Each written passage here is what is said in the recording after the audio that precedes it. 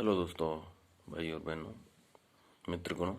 आज हम पढ़ेंगे बाल विकास के महत्वपूर्ण कथन, बाल विकास के सिद्धांत और बाल विकास को मापने के लिए जो शिक्षण विधियां दी हैं इन्होंने, वो हम पढ़ेंगे।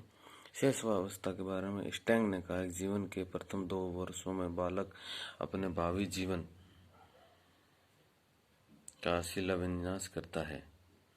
ब्रिजेश ने कहा 2 वर्ष की उम्र तक बालक में लगभग सारी संवेगों का विकास हो जाता है।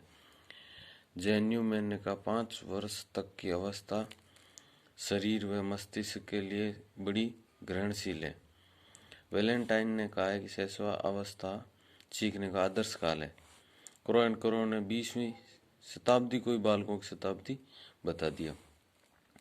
रोस ने कहा शिशु कल्पना का नायक है, अतः उसका भली प्रकार निर्देशन करना चाहिए, यह अपेक्षित है। एडलर ने कहा है कि शिशु के जन्म के समय कुछ समय बाद ही यह निश्चित किया जा सकता है कि भविष्य में उसका स्थान क्या होगा, क्या बनेगा। गेसल बालक प्रथम 6 वर्षों में बाद के 12 वर्षों से भी अधिक दुगुना सीख सकता है। सिगमंड फ्राइड के अनुसार शिशु में काम प्रवृत्ति बहुत प्रबल होती है, पर वयस्कों की भांति उसकी अभिव्यक्ति नहीं होती है। वाटसन शैशव अवस्था में सीखने की सीमा व तीव्रता विकास की अन्य अवस्थाओं से बहुत अधिक होती है। रूसो के अनुसार बालक के हाथ पैर नेत्र उसके प्रारंभिक शिक्षक हैं। इन्हीं के द्वारा वह 5 वर्ष में ही पहचान सकता है, कि सोच सकता है और ये याद भी कुछ रख सकता है, बहुत कुछ याद रख सकता है। फिर है बाल्यावस्था। ठीक है, अब तक हम शैशवावस्था पढ़ रहे थे, अब हम बाल्यावस्था की ओर बढ़ रहे हैं। ठीक है ना।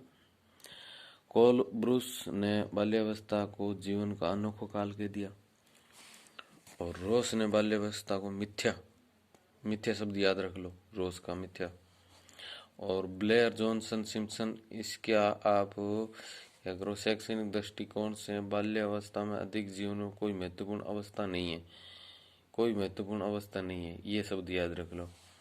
स्टैंग के अनुसार बालक अपने को अति विशाल संसार में पाता है, उसके बारे में जल्द से जल्द जानकारी प्राप्त करना चाहता है। संसार याद रख लो इसका, स्टैंग का संसार। सिगमंड फ्राइड ने बाल्यावस्था को काम याद रख लो। सिगमंड फ्राइड जहाँ आएगा ना, उसमें काम शब्द तो आएगा। ठीक है। बर्ट के अनुसार बाल्यावस्था भ्रमक व साहसिक कार्यों की प्रवृत्ति में वृद्धि करता है। ठीक है।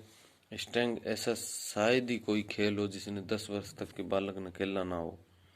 किलपैट्रिक महोदय ने खेल भी स्टैंग वाले में याद रख लो। किलपैट्रिक महोदय ने बाल्यावस्था को प्रतिद्वंदात्मक समाजीकरण का काल कहा है। अब आता है किशोरावस्था में। किशोरावस्था को किसने क्या कहा है? हॉल के अनुसार किशोरावस्था प्रबल दबाव, तूफान, प्रबल तनाव और ये सारे हॉल गई है। किलपैट्रिक ने किशोरावस्था को जीवन का सबसे कठिन काल है वो किलपैट्रिक। कैसे कठिन? और किलपैट्रिक कील ठोकना वैसे भी कठिन ही होता है। रोस के अनुसार किशोरावस्था शैशवावस्था की पुनरावृत्ति है। ठीक है। शैशवावस्था में जो गतिविधियां होती है उसकी पुनरावृत्ति है रोस के अनुसार। वैलेंटाइन के अनुसार घनिष्ठ व व्यक्तिगत मित्रता उत्तर किशोरा अवस्था की विशेषता है।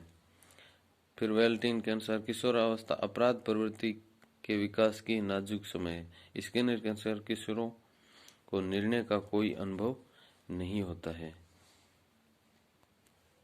अब इनकी कुछ विशेषता की बात कर लेते हैं। शैशवावस्था की विशेषता क्या क्या है उनके बारे में थोड़ी हम बात कर लेते हैं, चर्चा कर लेते हैं। सीखने का आदर्श काल, भावी जीवन की आधारशिला, जीवन का सबसे महत्वपूर्ण काल, अनुकरण द्वारा सीखने की अवस्था, तीव्रता से शारीरिक विकास की अवस्था, क्षणिक समय, थोड़ी सी देर समय की रहते हैं, और समुचित समैंगिक विकास की दृष्टि से स्वर्णिम काल कहा जाता है। स्वर्णिम काल, परंतु किसमें? समैंगात्मक विकास की दृष्टि से।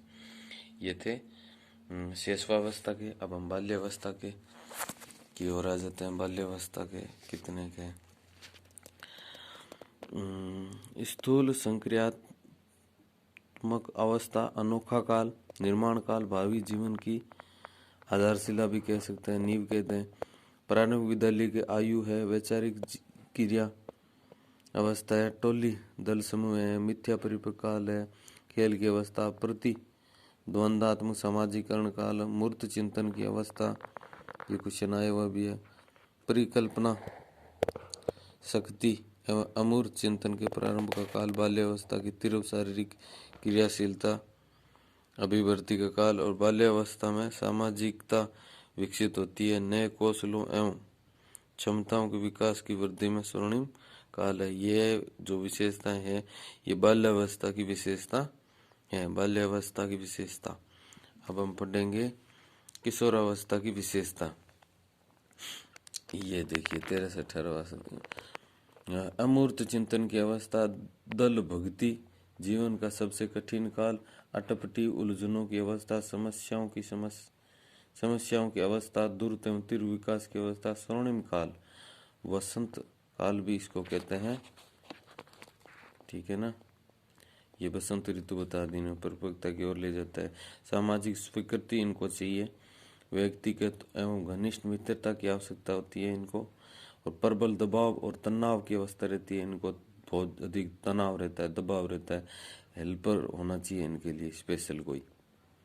स्वयंगात्मक परिवर्तन की अवस्था, आत्मसम्मान व आत्म स्वीकृति की अवस्था। किशोरा अवस्था के जो बालक बालिका होते हैं उनमें सबसे ज़्यादा जो संवेग होते हैं वो आत्म सम्मान और आत्म स्वीकृति, इन चीज़ों से आप कभी भी छेड़खानी मत करना, नहीं तो आपको बहुत ये छोटा बड़ा कुछ नहीं देखेंगे, फिर सीधे गले पड़ जाता है। इसलिए क्योंकि इसमें आत्म सम्मान और आत्म स्वीकृति की सबसे ज़्यादा अवस्था पाई जाती है, सबसे ज़्यादा आत्म सम्मान होता है इनके लिए, किशोरों के लिए। तार्किक चिंतन की अवस्था, तर्कपूर्ण चिंतन भी करते हैं। संघर्ष और तूफान की अवस्था, इसलिए कहा है कि इनके संवेगों पर इनके नियंत्रण नहीं होते हैं, ये शिशुओं की तरह थोड़ी देर में कुछ और थोड़ी देर में कुछ अलग ही विचार देने लग जाते हैं। उथल पुथल की अवस्था भी इसको कहते हैं। और संक्रमण टोली की अवस्था, संक्रांति काल है, टीन एज है, और सुनहरी अवस्था, सभी अवस्थाओं से अधिक आनंददायी उपलब्धियों को अर्जित करने वाली और अवस्था, एज ऑफ ब्यूटी, ब्यूटी की अवस्था भी इसको कहते हैं। कितना गजब क्वेश्चन दिए, ब्यूटी की अवस्था। तो इस अवस्था के जितने भी भाई बंधु हैं, उनके अभिभावक हैं, उनको उनके साथ मित्रतापूर्ण व्यवहार करना चाहिए अपने बालक के स्वयंगात्मक विकास के लिए, ताकि वह जीवन में बहुत कुछ कर सके। ये बहुत ही गजब काल होता है, बहुत ज़बरदस्त काल होता है, ऐसा काल होता है जिसमें बच्चा बहुत कुछ कर सकता है। यही ध्यान रखना चाहिए अभिभावकों के इस काल में, महत्वपूर्ण। अभी हमने शेषवावस्था, बाल्यावस्था और किशोरावस्था की विशेषता के बारे में जाना, उनके बारे में कहने वाले कुछ जो मनोवैज्ञानिक है उनके कथनों को जाना। अब इनके अध्ययन के लिए कुछ विधियां हैं, उनको हम जानेंगे। अंतर्दर्शन विधि, अंतर्दर्शन विधि क्या होती है? अंतर्दर्शन में क्या होता है कि व्यक्ति खुद ही बता देता है कि मैं इस प्रकार का हूँ, ऐसा हूँ, और मेरे अंदर ये अच्छी बुराइयाँ ये है, अच्छाइयाँ ये है। तो ये होती है अंतर्दर्शन। मेनली मैंने आपको बता दी है, प्राचीनतम विधि है। आत्मनिरीक्षण विधि भी कहा जाता है, क्योंकि व्यक्ति स्वयं मानसिक क्रियाओं का अध्ययन करता है, व्यक्ति खुद ही इसमें इन्वॉल्व होता है। विलियम वुंटहम उसका शिष्य था, टीचनर जर्मनी वाला, इन्होंने इस पर विशेष बाहरी दर्शन विधि है, जेबी वॉटसन है, इन्होंने कहा कि इस विधि के अनुसार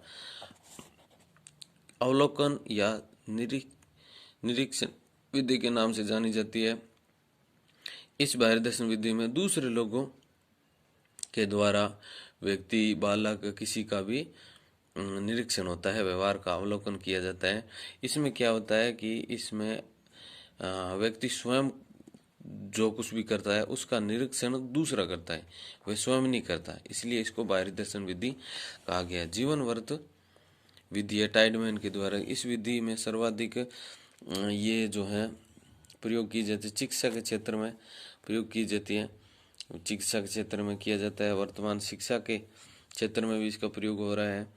इस विधि का प्रमुख उद्देश्य किसी विशिष्ट व्यवहार के कारण खोज करना, जैसे कोई अपराधी है, उसने ऐसा क्यों किया है, बालक ने ऐसा क्यों किया है, कोई विशेष व्यवहार हो उसके पीछे के कारणों को जानने के लिए हम ये केस हिस्ट्री मेथड निकालते हैं। इसके बाद मनोविश्लेषणात्मक विधि सिगमंड फ्राइड के द्वारा दी गई। इस विधि में अचेतन मन का अध्ययन किया जाता है। अब पर्सनालिटी विधि वुडवर्थ के द्वारा अमेरिका का था। यह इस विधि का उपयोग एक ही समस्या के संबंध में विभिन्न व्यक्तियों के विचार जानने के लिए किया जाता है। इसके बाद है रेटिंग स्केल विधि है। सर्वप्रथम इसका प्रयोग इंडियाना की न्यू होम कॉलोनी में किया गया था। इस विधि में व्यक्ति के व्यवहार एवं विशिष्ट गुणों का मूल्यांकन उसके संपर्क में आने वाले व्यक्तियों और उनके विचार लेकर के किया जाता है। समाज मिति विधि जो है जेल मोरन ने दी थी, ये एक नवीन विधि है। इसका प्रयोग समाज मनोविज्ञान में किया जाता है। प्रयोगात्मक विधि है, विलियम वुंट ने जर्मनी का था। ये इस विधि में चरों एवं घटनाओं के मध्य संबंधों का पता लगाया जाता है। इसके बाद आ गई है चरित्र लेखन विधि। प्रेयर के द्वारा इस विधि पर कार्य किया गया था। बालक के प्रतिदिन के व्यवहार का परीक्षण किया जाता है और सभी व्यवहारों का व्यवस्थित विवरण तैयार किया जाता है। यही विवरण चरित्र लेखन कहलाता है। बालक का अध्ययन उसकी जानकारी के बिना किया जाता है, जिससे व्यवहार का निरीक्षण स्वाभाविक एवं वस्तुनिष्ठ हो सके और बढ़िया हो सके। इसके बाद में मनोमिति विधि है। इस विधि को प्रारंभ में वुंट की प्रयोगशाला की स्थापना के साथ ही प्रारंभ हुआ, परंतु 1905 में बिने द्वारा बौद्धिक योग्यताओं के परीक्षण के बाद प्रचलन बढ़ा। बालकों की रुचि, अभिरुचि, व्यक्तित्व, बुद्धि, उपलब्धि आदि के संबंध में इसका व्यापक प्रयोग होता है। साक्षात्कार विधि बिंघम और मुर्रे ने इस 1924 में दिया था। बाल विकास का अध्ययन करने के लिए सबसे महत्वपूर्ण, सरल और महत्वपूर्ण विधि साक्षात्कार के प्रकार है। प्रमाणिक साक्षात्कार पहले ही समस्या के अनुसार प्रश्नमाला तैयार करना और अप्रमाणिक साक्षात्कार पहले से प्रश्नों की प्रश्नमाला का निर्माण नहीं होता है। इसके बाद तुलनात्मक विधि है। थॉर्नडाइक है, पावलो है, कोलहर आदि ने इस विधि का प्रयोग किया है। इस विधि में तुलना की जाती है। पशुओं के व्यवहारों का अध्ययन करके मनुष्य के व्यवहारों का विश्लेषण और व्याख्या की जाती है।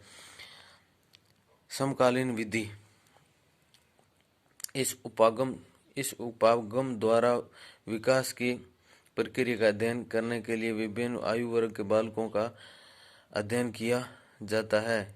इन स्तरों पर प्राप्त परिणामों के आधार पर विभिन्न स्तरों के विकास के विषय में सामान्यीकरण किया जाता है। किसी निश्चित योग्यता का मापन करना ही समकालीन अध्ययन है।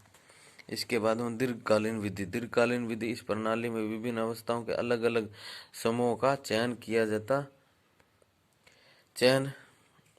समूह का चयन नहीं होता है, बल्कि एक ही बालक की विभिन्न अवस्थाओं का अध्ययन कर लेते हैं। एक बालक के माध्यम से बता देते हैं कि हर एक बालक में ऐसा होता है। तो अगर वीडियो अच्छा लगा हो तो शेयर लाइक जरूर करें। Thank you very much.